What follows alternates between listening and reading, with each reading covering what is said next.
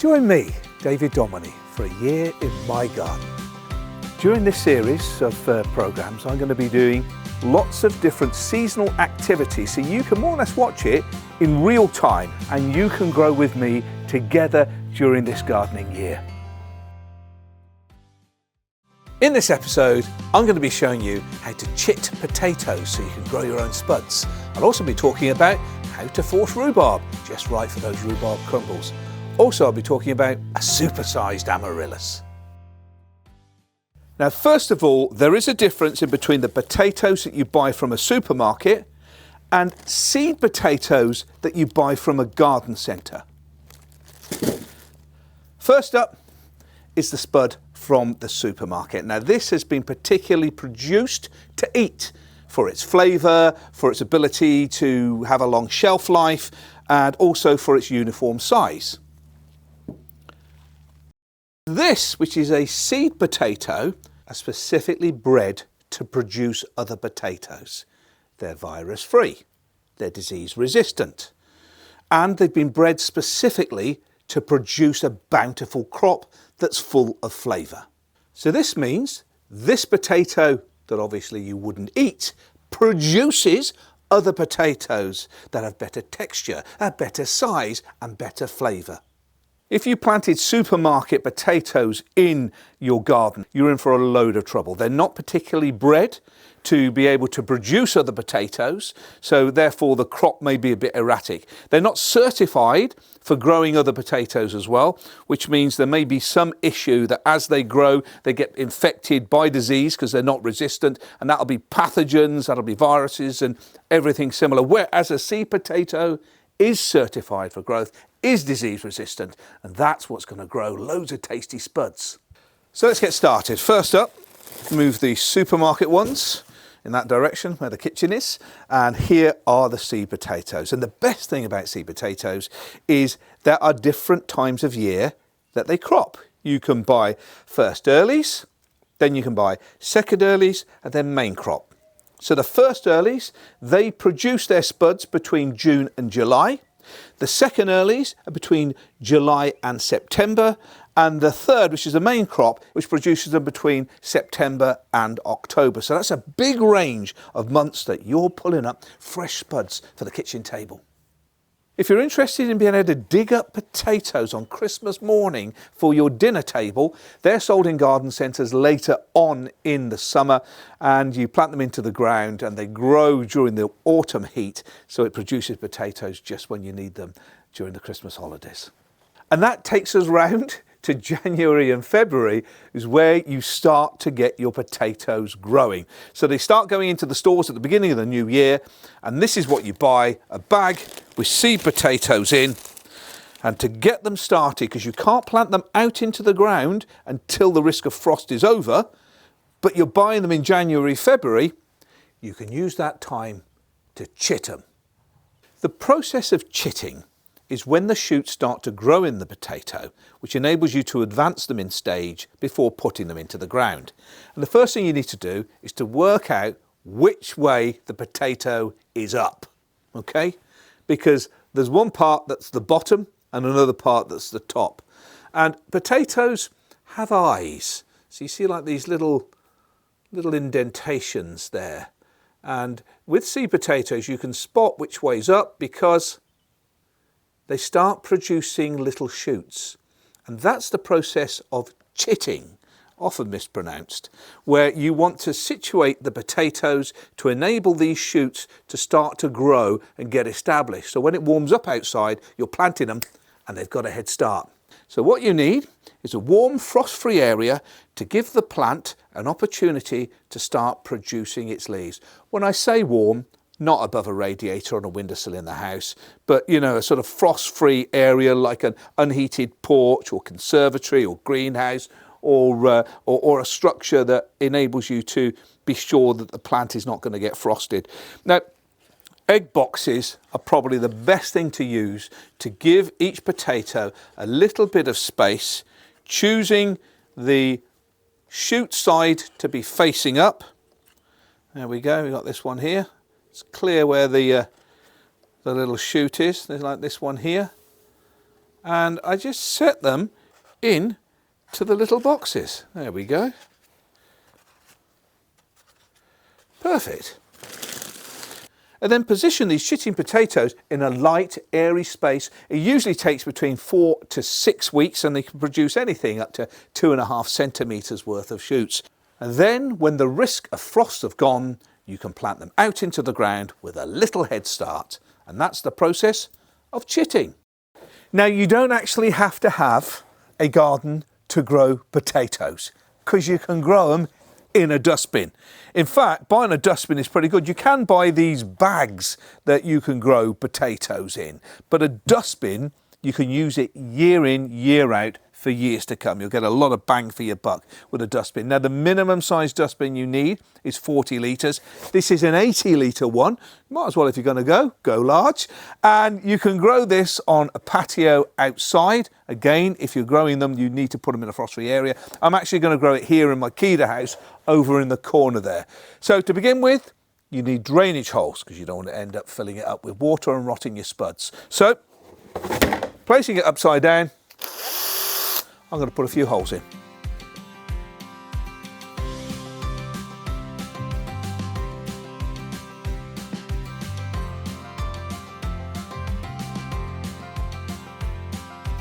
Now, as you can see, I've put plenty of holes in the bottom.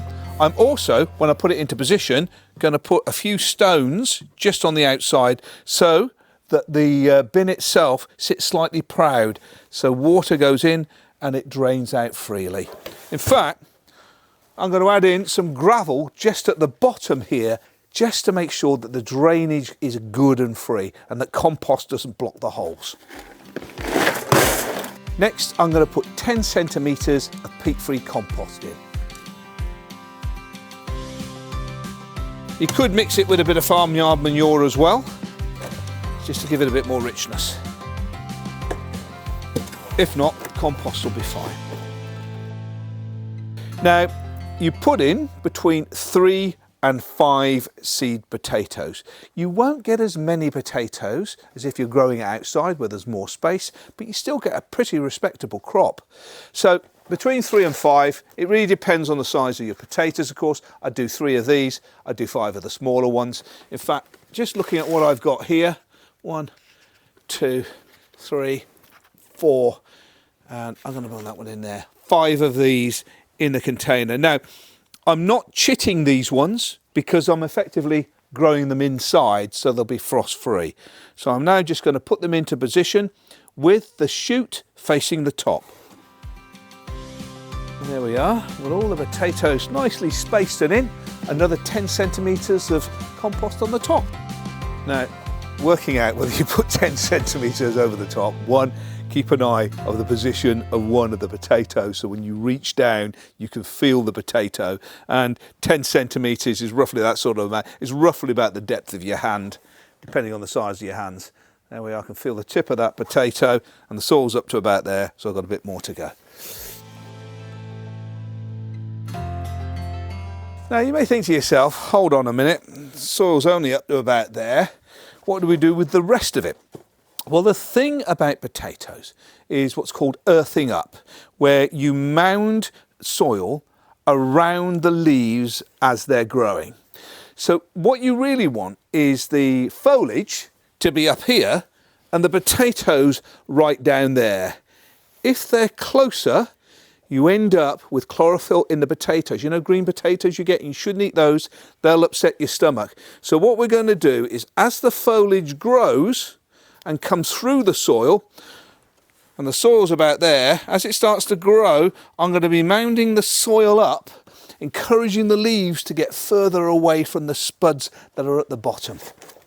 Now, the potatoes I've used in here are first earlies, and you could really in a dustbin put first earlies or even second earlies in. I wouldn't do main crop.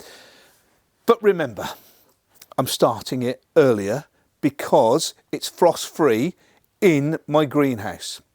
Now, normally planting potatoes out, you've really got to wait till it's completely free of hard frosts.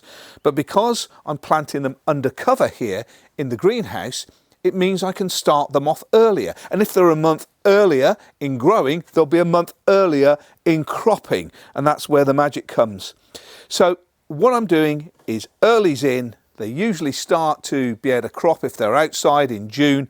I'm hoping I'll be getting crops of these in May. The secret is to make sure there's a ready supply of water as the potatoes grow, because obviously most of them are liquid. So what I do is when I get started, I give it a good soaking the first day and the second day, and because we've got plenty of drainage, any excess water can come out. You can let the compost dry in between watering, and you'll see indications of whether it needs watering because the foliage will start to wilt. But don't over soak it, but make sure there's plenty of moisture, and that way you'll get good sized spuds with a lot of flavour. There we go. Now if you watch future episodes of Year in My Garden, you'll see these sprouts, and I'll give you some more hints and tips on how to grow them to get better spuds. In the meanwhile, let's go outside and look at the rhubarb. Have a look at this. This is my rhubarb. I grew these from seed when I lived in the last house, and when we moved house I dug them up and brought them with me. They're part of the family. Now it's a very good investment, rhubarb, in the garden. I bought this one here, look at that, £9. You get a decent sized rhubarb, you put it into the ground, and every year it gets bigger and better, and the flavour of the stems, rhubarb crumble. Now here's the big question, you can put your answer in the comments. Do you have it with custard, or do you have it with ice cream, or a combination of the two? Put them in the comments, let me know. Now you can force rhubarb, which means you get a lot of early stems. What you're effectively doing is putting a cover so it gets warmer, and without the light it reaches up, and because it's in darkness it effectively stops the plants producing chlorophyll to photosynthesize as they're reaching up to try and get light, and the stems are a lot sweeter. Now you can buy one of these here. This is a terracotta rhubarb forcer in various different sizes. This is a bit small for the size I've got here, or you can make your own, and that's exactly what I've done. It looks like the skirt of a Dalek. So basically I've just cut the bottom off one pot, screwed in another pot, a little window at the top so I can look in, and that's what I do. Just cover it over, and in the next episode of this series you can see how this one has grown. And because the plastic is black, it absorbs some of the heat. Without the light it'll start producing those lovely pink stems ready to eat. Now the secret is if you have forced one rhubarb, don't force it the second year, let it recover from that. And of course the young ones that you plant into the ground, don't force those, it's got to be established ones. And if you are interested in growing rhubarb, I've got some great step-by-step on how to grow it on my YouTube channel. It's a separate video. In fact, there's a couple. I think there's another one on harvesting as well. Now, here's something very special. I bought this at Schiphol Airport in Amsterdam on the way home, and I bought it specifically to show on ITVs this morning when I was doing a bit with bulbs with Ben and Kat. And you know, the normal size of bulbs is something like this. Look at this powerhouse. The size of that. I've had the roots soaking in water for about half a day just to make sure that it starts to awaken, and you can see already it's coming up. Now this is an Amaryllis. It is a most marvellous plant to grow.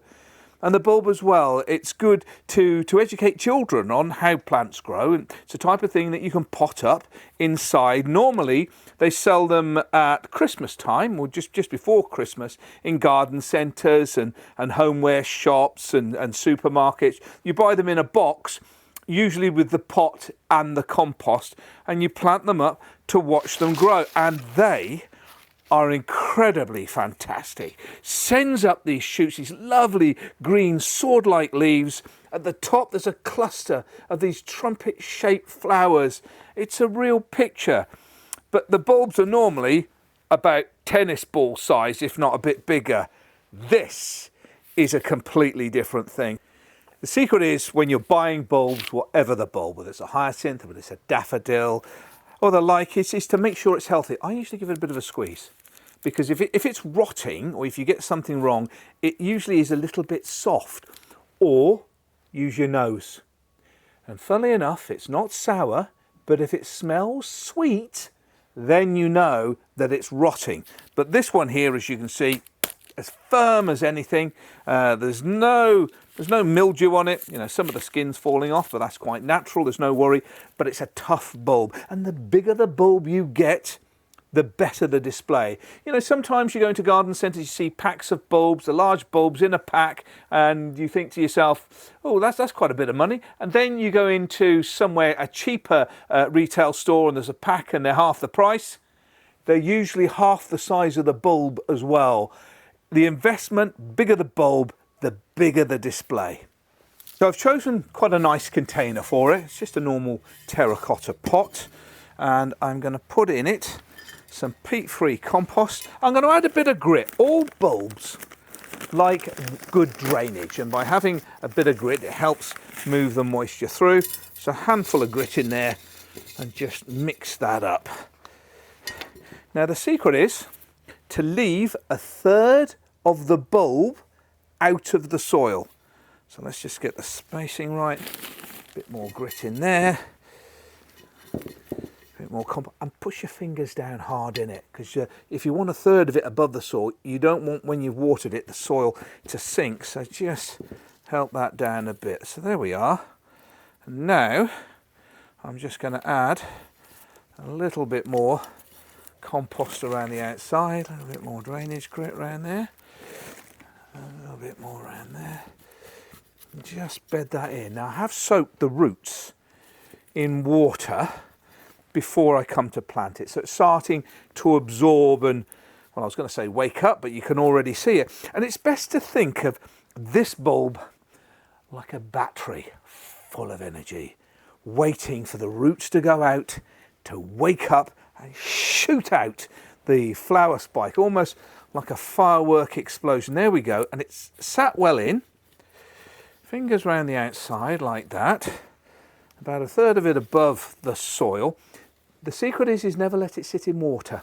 If it sits in water and the compost sucks up the water, it can rot the bulb. So you will give it a water from the base and then let it drain out. And then we have it. Now the thing with Amaryllis, if you keep recharging the bulb by feeding it, liquid feeding it whilst it's growing and it's got foliage, it will re-energise for subsequent years. And my dad's been growing them for years and years. He's got the same bulb. In fact, they last for ages if you look after them. Please, if you've been growing Amaryllis, send me in on social media some of the pictures of your Amaryllis. And I'm looking for the oldest Amaryllis. How long have you had one of these bulbs that's been delivering beauty in your home year after year? Please, I'm on all the different social media channels at David Domoney. So if you're on Instagram or Facebook, send me the pictures and tell me about your Amaryllis and the different colours if you've got something really special. I think this one's going to be a red, but we're going to find out that together. It didn't come with a colour label. While we're at it, I was doing some demos with bulbs and I had to hold over some bulbs from autumn. This is a hyacinth bulb and I just thought I'd show you. We'll do an experiment. May work, may not. This is a hyacinth glass, and what you do, and you should be doing this in autumn, so this is terribly late for this, is you sit it so the base of the bulb is in the water. That's a little bit too much. I'm going to tip a bit out. So the bulb isn't in the water. Oh, that's it. So just the bottom of the bulb is kissing the water. And then it'll send out roots and should send out energy into a flower right above. So I'm also going to put that in here. It's touch and go, and we'll find out whether that flowers at a future episode. Well, that's the end of this episode, A Year in David's Garden. Join me again for the next one to see how all of these activities are getting on, along with new gardening activities that you can see and follow as you join me for A Year in My Garden.